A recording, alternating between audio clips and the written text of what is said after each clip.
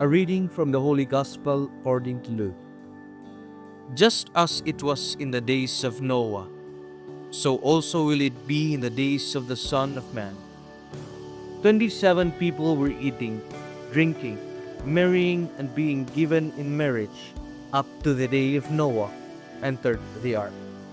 Then the flood came and all destroyed them all. It was the same in the days of Lot.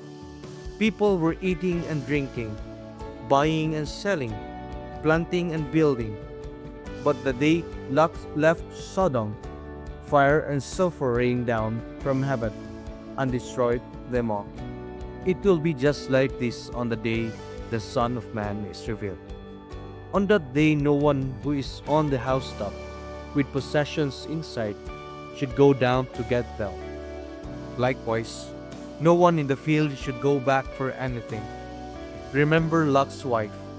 Whoever tries to keep their life will lose it, and whoever loses their life will preserve it. I tell you, on the night 2 people will be in one bed. One will be taken and the other left. 2 women will be grinding grain together. One will be taken and the other left. The Gospel of the Lord.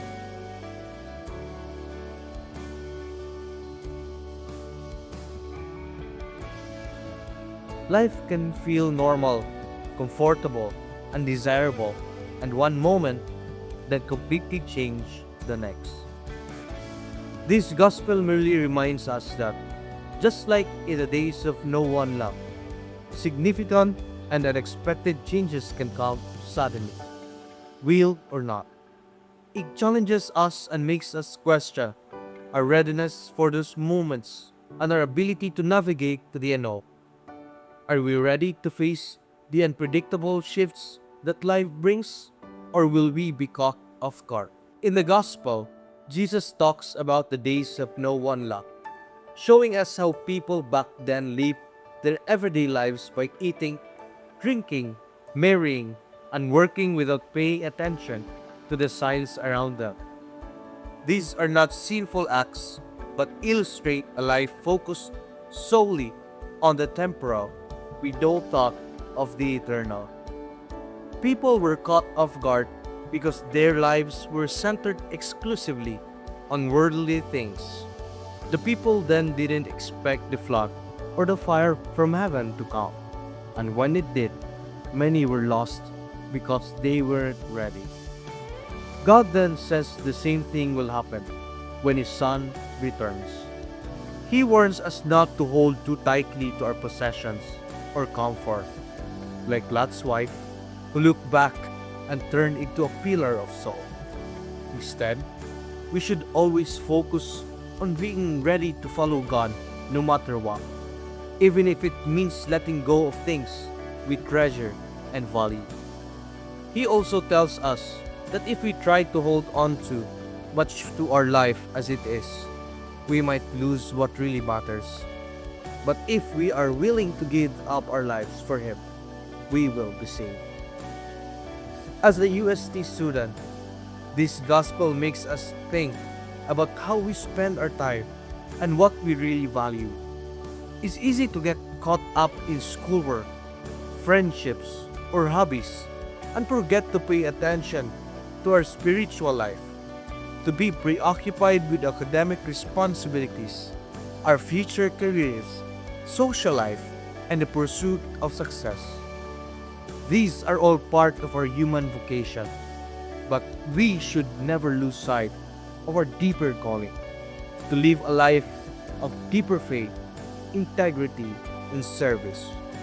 This preoccupation propelled us to focus on our plans or stuff surrounding us, and we forget that God's timing and plan are not always the same as ours.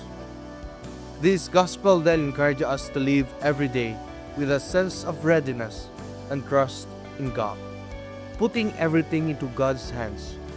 This gospel reminds us to be ready and keep God at the center of our lives, even when things feel normal or not, brought by the different life experiences. As my formator and at the same time my professor would say, Let us not let our bad experiences instill fear, but should instill hope, hoping that God is always here with us, as long as we put Him at the center of our daily lives. Hence, this passage reminds us that there is this unpredictability in life, where everything we know could change in the blink of an eye. But, in the midst of this unpredictability, we should never forget that God's love is constant and unchanging. This calls us to be like Noah and Lot, in the sense of being ready, not distracted or struck in the past. Life may sometimes throw unexpected challenges on our way, but our faith in God's plan, by obeying Him, must be steady and still. I hope and pray that we trust God more and more, be willing to let go of what holds us back, and keep our hearts open for whatever God asks of us.